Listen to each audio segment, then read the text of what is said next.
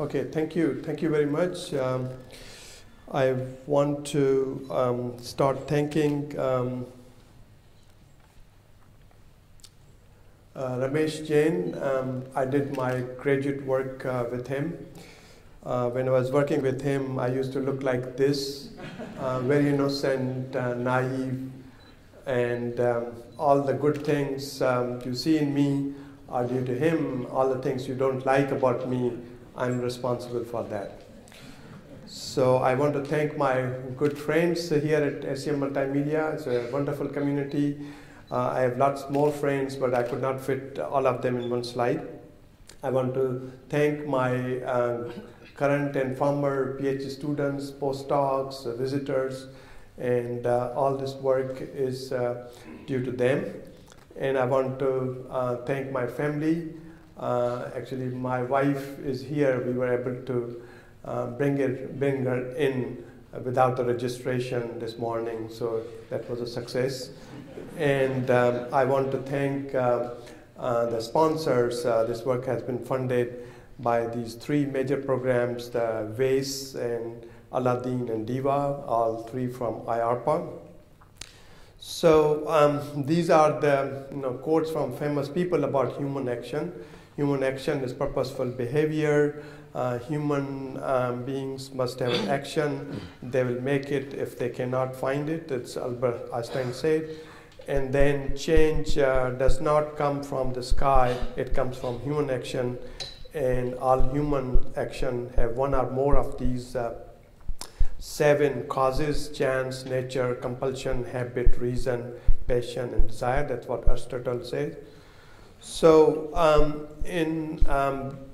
these are the different terms we have been using: events, action, activities, and there's no much agreement, about proper definition of these, what action is, what event is, and so on.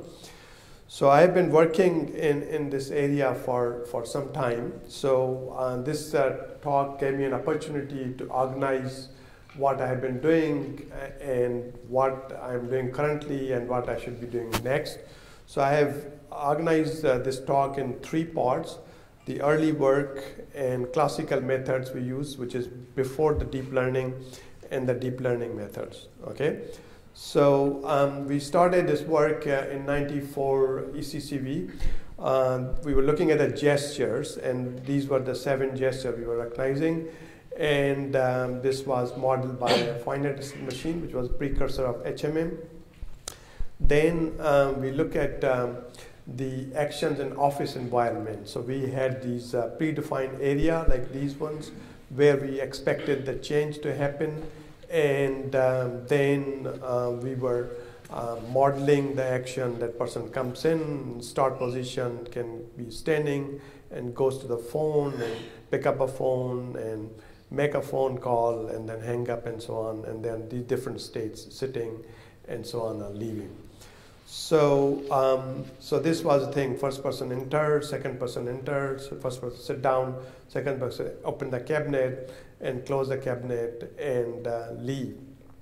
So this was the title was monitoring actions office environment. So there was a lot of interest in Japan because they want to see how their employees are actually doing the work. So I got these interviews from the popular talk shows in Japanese. They were asking how we can do that. So that was a pretty interesting experience to talk to them. So then we look at this complex kind of action, making a sandwich. It was 2002 in SECV. So we have these 4 bins: the ham, bread, and lettuce and tomatoes. So the sequence of things: you pick up the lettuce, put on the top of the bread, and then you were tracking this hand, and this was using the action detection, and then pick up the second food item and put on the top of it, and then take a tomatoes and put on the top of it, and then finally the piece of bread. So that's making a sandwich, and that was a long time ago. We were looking into that, and so the difficulties at that time were that the low level really wasn't working that well. So that's why in the first case I showed you that we have the hand glove with markers. So we are looking at the color markers. We are tracking those. We use the skin detection in the last one with the sandwich, or we were doing the manual tracking. We had to sit down and track object or hand or person. So we can look at a single point, body joints, or then we started looking at the motion capture data, which was available, and then finally we started doing the automatic tracking. So in the classical methods, we did a lot of work in the trajectory-based approaches, and the one thing we were happy to do is the view invariance. So if you look at this action, like opening a cabinet, this action is performed in 3D, but then there's a time, so it's actually 4D, and these are the location of a hand with respect to time. Now if you just ignore the time, then this becomes a 3D trajectory like a thin wire in X, Y, Z. And so now the question is, when you view this action from one viewpoint, it looks like this, the 2D trajectory. If you look at from other viewpoint, it looks like that. The challenge was how you can match the two trajectories and say it's the same action. So we use the geometry here and perspective view invariance matching. So we use this popular fundamental matrix constraint. So if there's a point u, v in one view and corresponding point u prime, v prime in another view, they have to certify the fundamental matrix. Okay, so we can. This is a popular way to find the fundamental matrix. This is f, and these are the unknowns. And you can take a bunch of points in one view and bunch of corresponding point in another view, and you put it together these equations. You can find that. So we actually did not compute fundamental matrix, but we used the this measurement matrix because this is the homogeneous system. So the 9 singular value of this measurement matrix has to be 0 or very, very close to 0. So if these two views match, then the metric of measurement was that the 9 singular value has to be very small, and that's what we did. So we look at these actions like this. At that time, there were not many examples, so we have only 60 action trajectories, 7 people, and then we got the trajectories, and then we were able to actually match those, even though the trajectories look different. Suppose our system says using this metric that all these are the same action, and actually we checked it was same action and so on. There were there was some one wrong here and so on. So now after the view invariance, we actually look at the execution rate invariance and anthropometry. So we came up with this conjecture which says that if we look at the relationship between two points of vector x and y, then we can describe by this matrix. Okay, so this transformation kind of captures the different poses and as well as different size and proportion of that.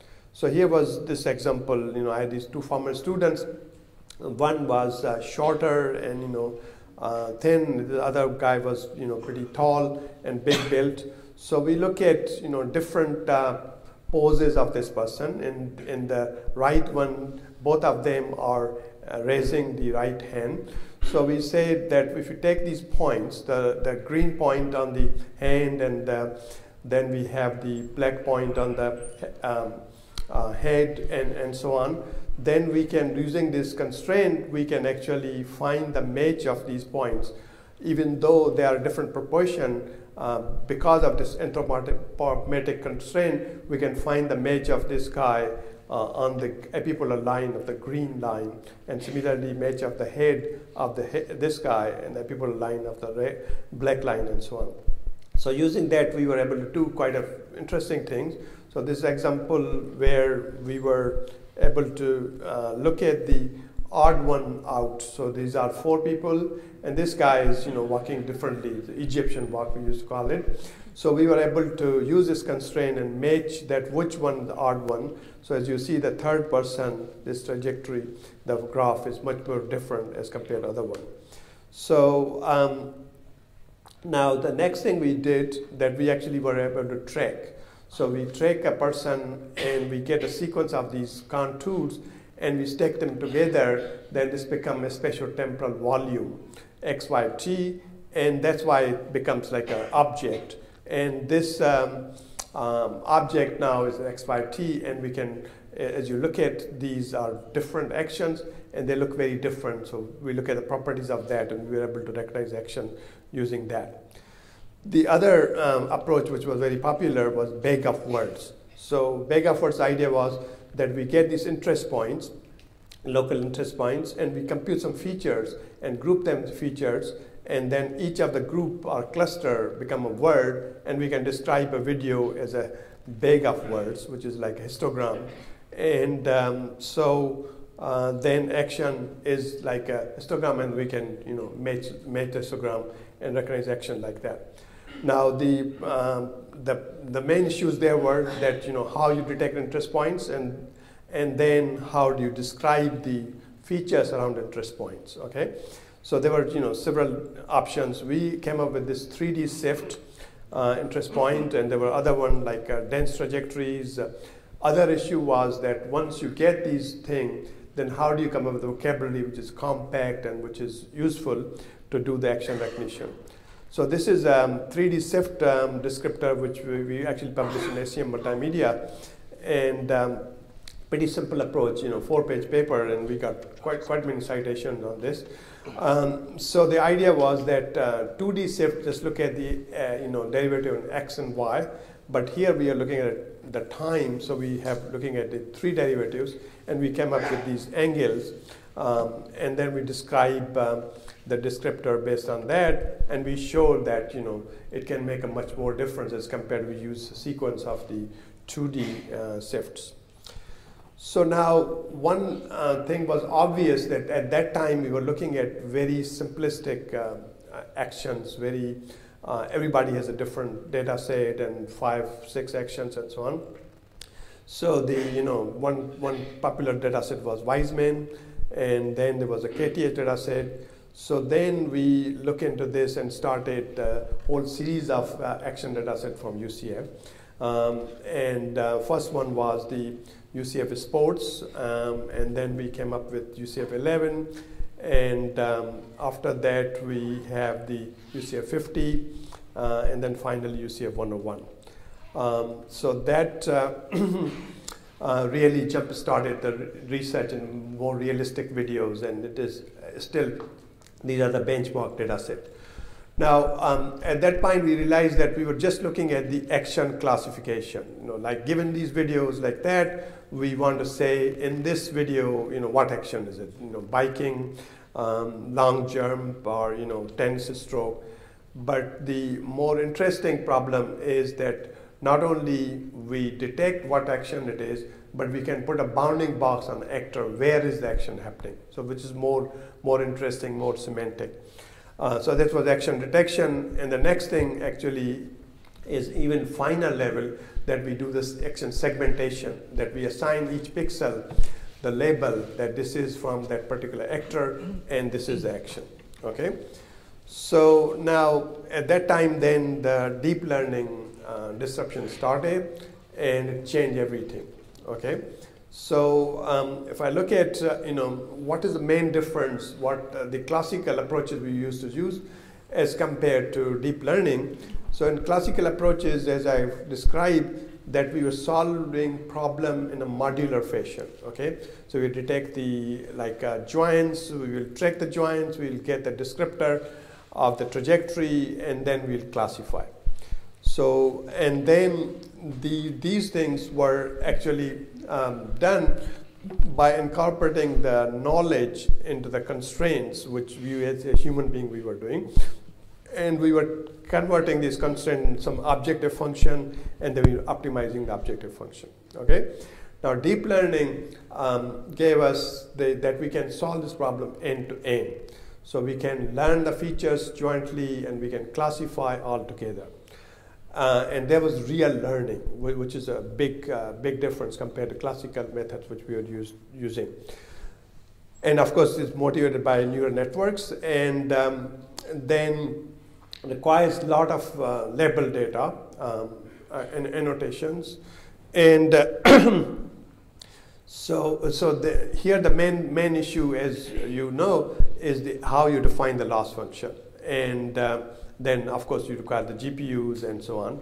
But the optimization method is very simple. Just with the worst method you can use is gradient descent. It actually works, which is amazing. But the big shock was that you can get excellent results. And that is the driving force today that everybody is using deep learning. So I'm going to quickly talk about 3 things we have done recently, solving the same problem, action problem, using deep learning. So the first paper was in ICCV a couple of years ago. And here is a tube CNN for action detection videos. Okay? So the idea is we have a long video. We divide into these small clips. And then we find out the generated tube action proposal, where the action may occur. And then we link these proposals in long tube, because action can be more than 8 frames. And then after that, we do this pooling, which is called tube of interest pooling. And that basically computes the features. And then we can actually classify and actually also localize these where the action is happening. So the main contribution here was that how we can do this tube proposal network for the video. So we have a video as input, and we have these series of 3D convolutional layers. We come up with here at the end, so it's just 1 frame. And here we have these potential anchor boxes with different aspect ratio and different sizes where the actor may occur. And we go through every pixel and look at what's the probability that this particular bounding box actor will happen. And then we can couple of layers, and we can say where this actor is or not. Now this just tells you where's the actor, but we want to localize in all 8 frames because we already lost the frames here. We have done this pooling. So we go back and get these anchor boxes and go to the after second layer. So here we have 8 frames and we have higher resolution. So we multiply by 8 these boxes and get the frames, and then we concatenate these features with the features here, and then now we have 8 frames and we can come up with the bounding boxes, the 4 numbers, that how much we want to adjust those bounding boxes to get a very tight bounding box for the actor. So, and these were the results. This was the first time anybody did this work, the end-to-end method for action detection, which localize at the same time also recognize what action it is. So red is our detection and the green is our ground truth. As you see, it's very nice bounding boxes. And there's another data set, JHMDB, and the numbers were amazing that we got huge improvement compared to state of art at that time. So this was the tube CNN, and now the CNN is the leading method that in deep learning everybody's using in the text, the speech, and vision, and all those things. But a couple of years ago, found out that CNN don't actually explicitly model entities. And so Hinton, an example of this is that if you look at the face, CNN will say that, well, there's a face, but if you distort the face and move the different parts of the face, CNN will still say it's a face, and actually it's not a face. So it will fail. So Hinton came up with this idea of capsule network in 2017, and the idea was that you want to add extra structure to the modeled entities. And entities is like a group of neurons as compared to just one neuron in CNN. Okay, so then there is this routing by agreement, which is part-whole relationship is captured by this routing, and it's like it's inspirations from inverse graphics. So the capsule consists of 2 things. One is the pose matrix, which is the 4x4 or 16-dimensional vector, and there's an activation, which is a scalar value. So the capsule in lower level vote for the capsule in higher level, and this vote is given by this transformation matrix W multiplied by the pose matrix. You get the vote, and this is the parts prediction of the whole, and that's the main point here. And then you get this agreement by doing the EM algorithm. So now capsule network was demonstrated on small images like MNIST and worked pretty well.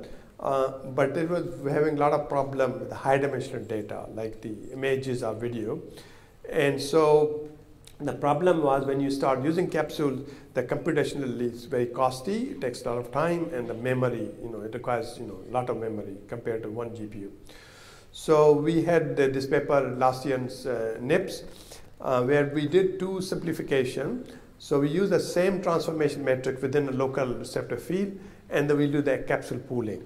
And that way we were able to actually use the capsule in the video.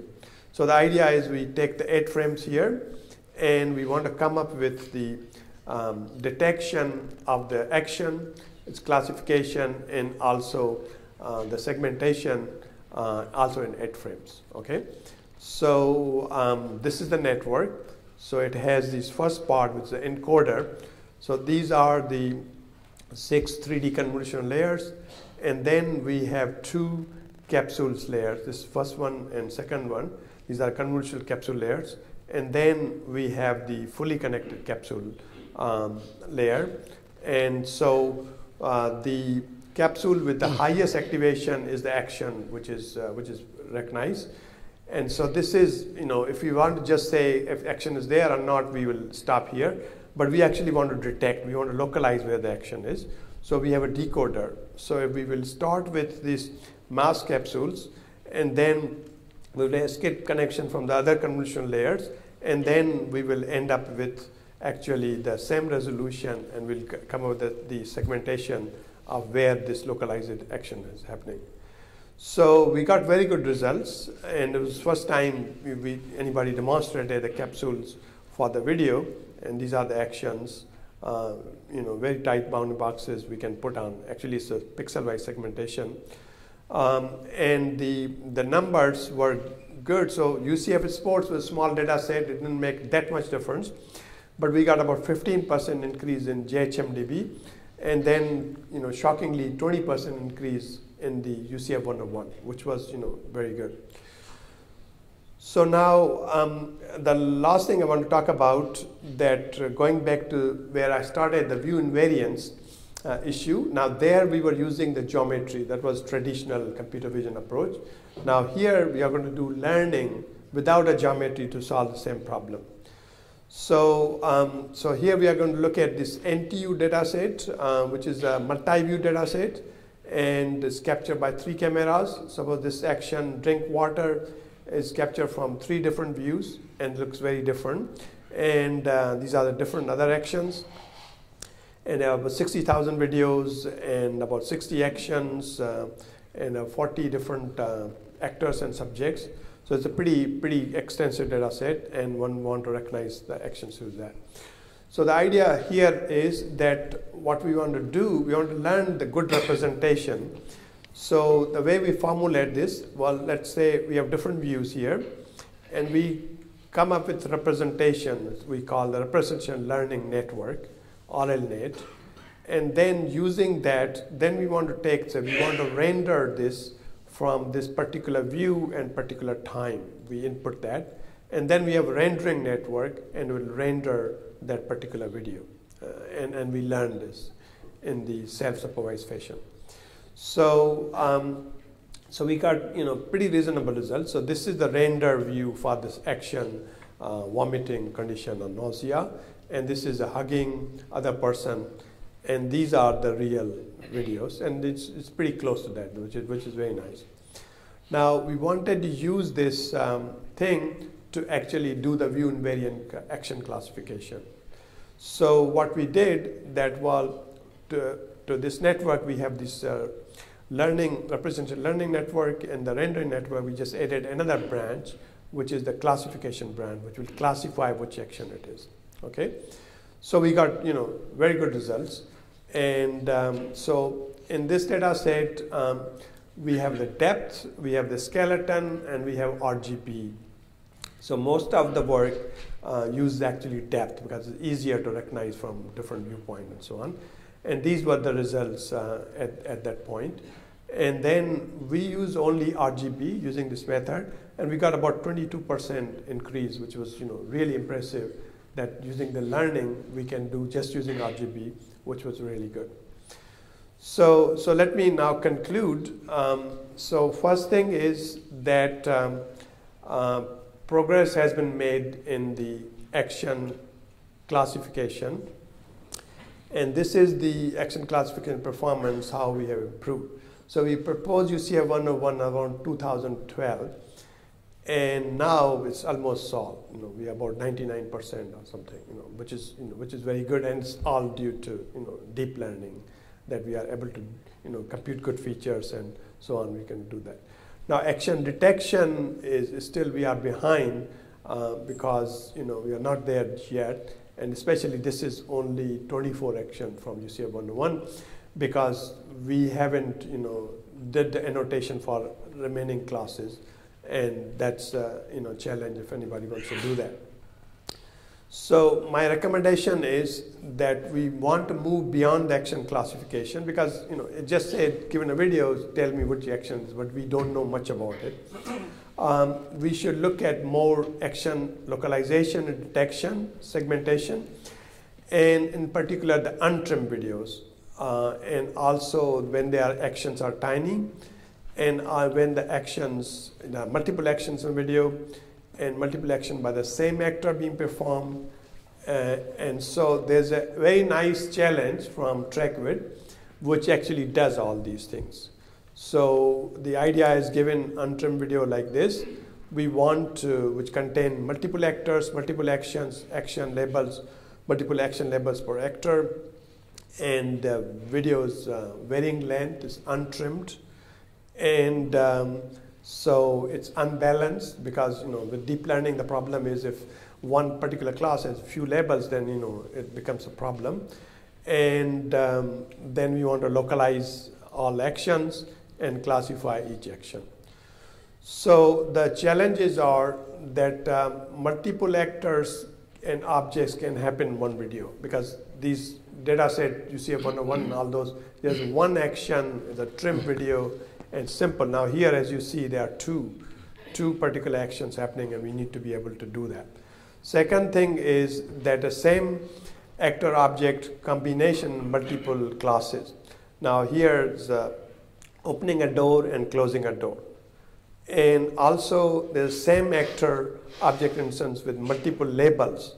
So in this example, the person is entering and also closing that door. So that's even much harder. So this is another difficulty. Like here in this video, there's a very subtle action around here, which is actually very hard to see. And if you blow that up, then you will see that there is actually action like this person is getting in the car. And we need to be able to actually recognize that. So it's very difficult to classify that. So this contest ended. And so we submitted the run. This is open to anybody. And so we did pretty well, but not as good as Alex Hupman from CMU. We did pretty well in these two metrics, but the order is organized for this metric, so we were actually number 2. So, but we were happy that our friend Alex came at the top. Okay, so in summary, I started this work with the manual tracking, skin detection, markers on hand glove. Then we look at the motion capture trajectories. Then we look at we were able to track the objects. We look at the action as objects and big of video words.